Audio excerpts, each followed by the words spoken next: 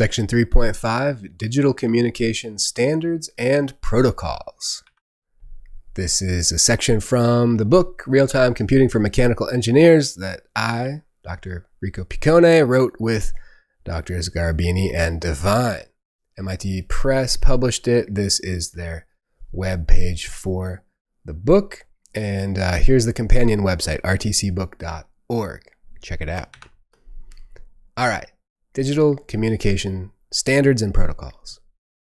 A digital communication protocol is a set of rules used by multiple devices to communicate.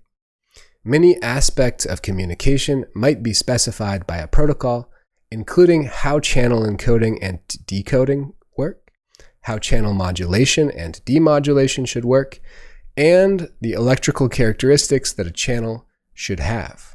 Protocols should be comprehensive enough that devices following all the rules of the protocol can communicate with other devices doing the same.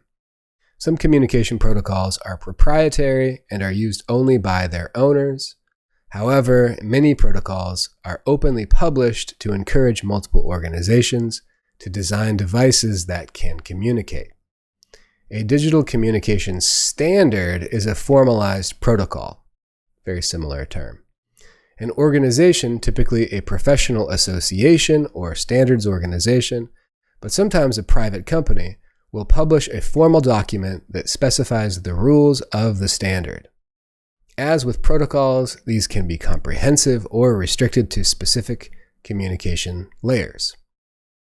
There is significant ambiguity in the terminology here. For instance, the term serial protocol might mean the communication modality described in section 3.4.1, which is in the previous section. The RS-232 standard, which we'll talk about in this section briefly, and it could also be a UART device, section 3.6, or any of the serial protocols described in this section. So when somebody uses the term serial protocol, there's a lot of ambiguity there. Some communication standards organizations and an overview of this section. Some important organizations that write and maintain communication standards are the following: IEEE, ISO, ANSI, and TIA. These are the primary ones that put out these communication standards and protocols. In this section, some important communication protocols and standards for real-time computing are described. Our focus is on serial communication protocols that real-time computers often use to communicate with peripheral devices. The RS-232 and RS-485 standards are common in automation environments, and those two sections of the book describe those two standards in some detail.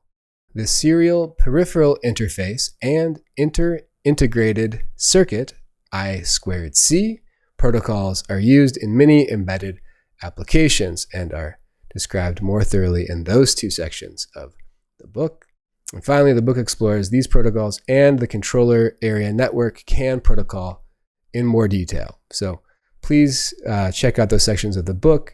I'm not going to go through lectures on them, but I encourage you to read them thoroughly. All right. We'll see you next time.